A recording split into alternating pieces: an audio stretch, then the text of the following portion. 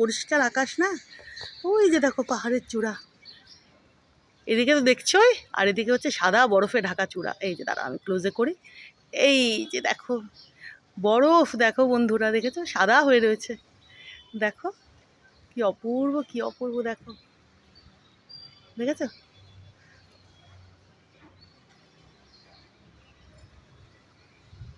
দেখো পুরো একদম এইভাবে গাছ টাছ বাড়ি টাড়ি আছে তো, তবু যতটা দেখা যাচ্ছে,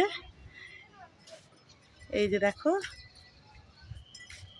এই যে দেখেছো, এই যে সাদা বরফে ঢাকা চূড়াটা,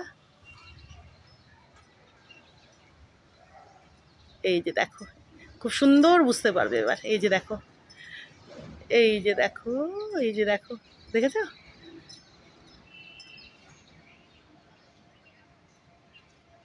এর থেকে আর বড় করা যাবে না আমার ফোনে।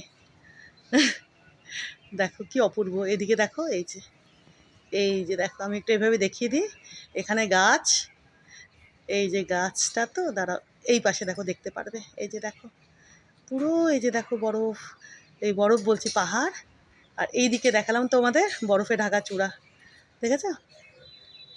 যতটা দেখা যায় আর কি তোমাদের দেখাতে পারি। এই যে দেখো, দেখেছো, এইদিকে দেখতে পারবে না, এদিকে পুরো বড় বড় গাছ, এই যে ওই পাশে আমাকে যেতে হবে, ওদিক থেকে কিছুটা দেখানো যাবে। তো এটাই দেখো, এই যে, এই যে দেখেছো, তারা, এই যে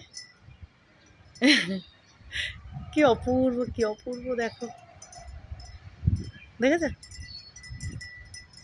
আমি যতটা পারলাম তোমাদেরকে একটু দেখিয়ে দিলাম আমার বাড়ির ছাদ থেকে পাহাড়খানা, কি সুন্দর, এদিকে বরফে ঢাকা পুরো পাহাড়ের চূড়া।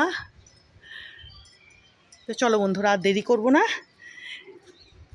তোমাদেরকে মোটামুটি আজকে দেখিয়ে দিলাম ভিডিও করে।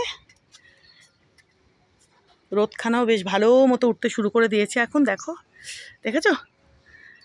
চলো এবার বালতি টালতি নিয়ে ওদিকের কটা গাছে জল দেব, দিয়ে তারপরে দুই হনুমানকে নিয়ে ঘরে যাব, নেরোবাবু জেমবাবু।